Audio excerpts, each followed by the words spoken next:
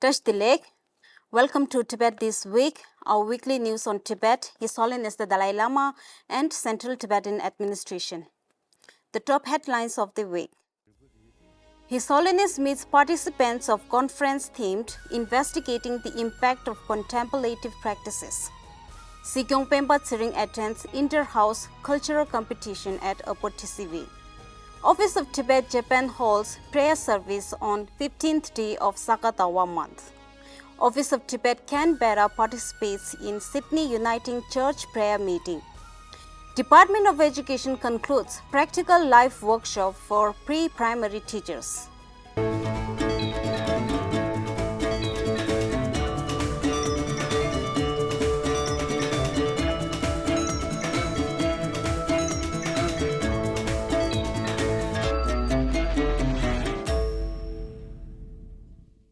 On Friday of last week, His Holiness the Dalai Lama met with 200 people from or associated with Emory University who had come to Dharamshala to take part in a conference on the theme Investigating the Impact of Contemplative Practices.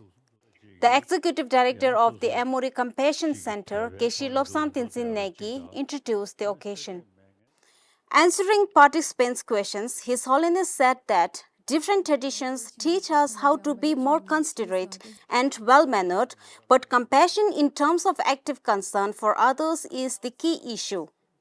Secular ethics provide us with means to guide society, but on the person-to-person level, what everyone appreciates is warm-heartedness.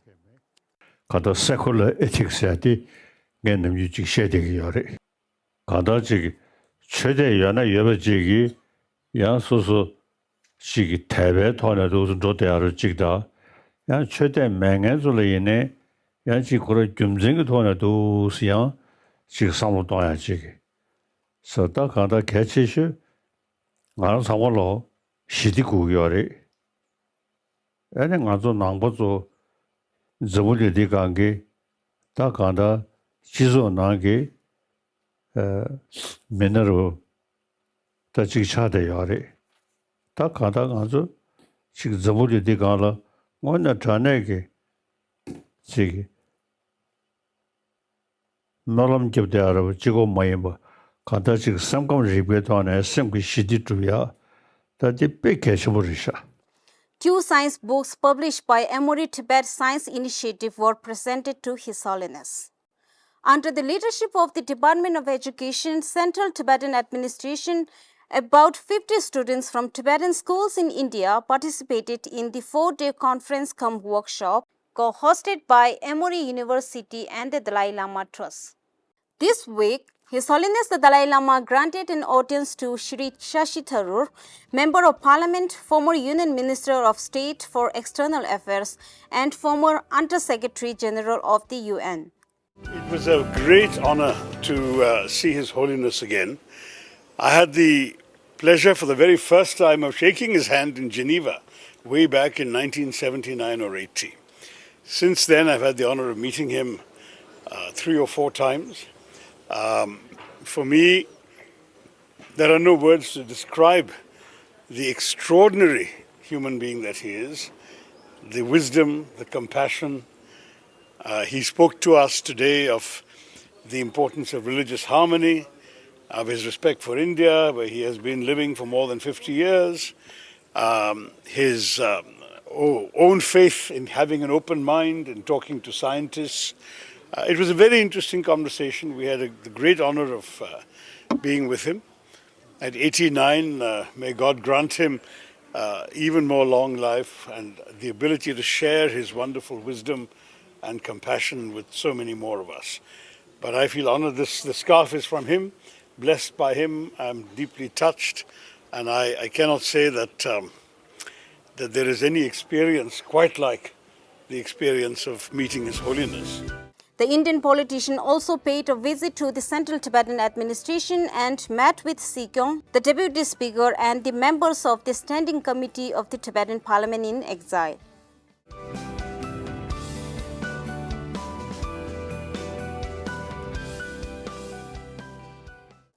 On Wednesday of this week, Sikyong Penpa Tsering of the Central Tibetan Administration attended the Inter-House Achilhamo Tibetan Opera Competition at Upper Tibettv, Dharamshala.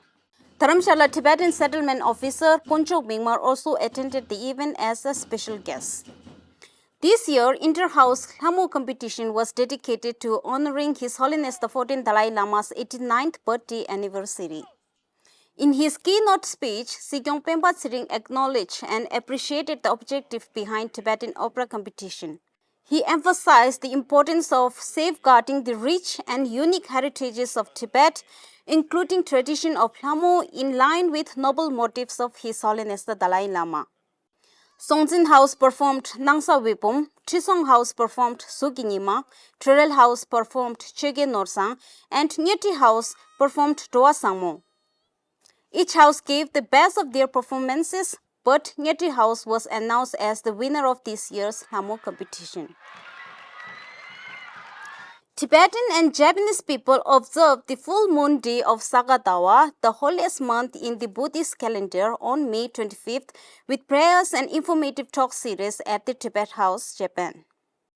Tashi Yangzum from Tibet House, Japan welcomed gathering and emphasized that Saka Dawa represents the most sacred month in the Tibetan Buddhism and expressed gratitude to all the attendees for their presence and participation. Konjo Siddhar of Potala College gave a concise overview of Buddha's life and explained the significance of Saka Dawa. Later, all the participants engaged in an hour-long prayer recitation, including chants and mantras, which were recited to invoke blessings and create a sense of spiritual harmony. Following the prayers, Konjo and Professor Yumiko Ishihama of Waseda University addressed a few questions from the participants.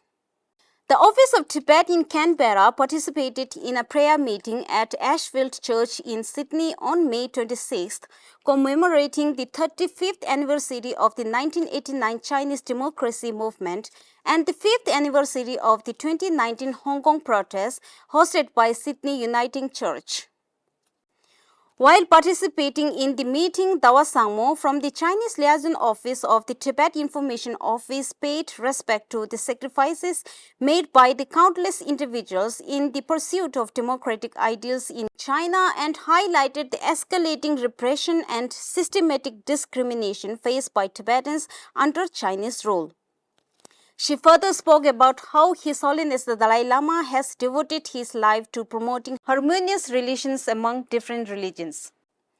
Following the prayer service, the Australia and New Zealand Alliance for Victims of the Chinese Communist Regime hosted a seminar at the church. Chinese democracy activists, Falun Gong members, Hong Kong protest groups, Tibetan representatives, and international students from China attended the events. The Practical Life workshop organized by the Department of Education Central Tibetan Administration concluded successfully on May 25th. This workshop, designed for pre-primary teachers from Tibettv schools in Ladakh, was held at Tibettv, Ladakh for 10 days. The closing program of the workshop was attended by Tenzin Dorji, head of the academic section, Diulhamu Penpa, the training facilitator, Tuntul Jigme, principal of Tibettv, Ladakh, members of the Tibettv School Management Committee, and 20 workshop participants. In his closing remarks, Tenzin Dorji emphasized the significance of the workshop and encouraged the teachers to apply their learning in their classrooms, ensuring the benefit of the children under their care. Earlier on May 15th, coinciding with her visit to the Tibettv schools in Ladakh, Education Kalun Thalam Dorma Changra met with workshop trainer and participants and inaugurated the workshop. Throughout the 10-day workshop, participants explored a brief biography of Dr. Maria Montessori, engaged in practical life activities, personal and environmental care, grace and courtesy, and other essential components through hands-on learning experiences. That is all for this week. Thank you for watching Tibettv.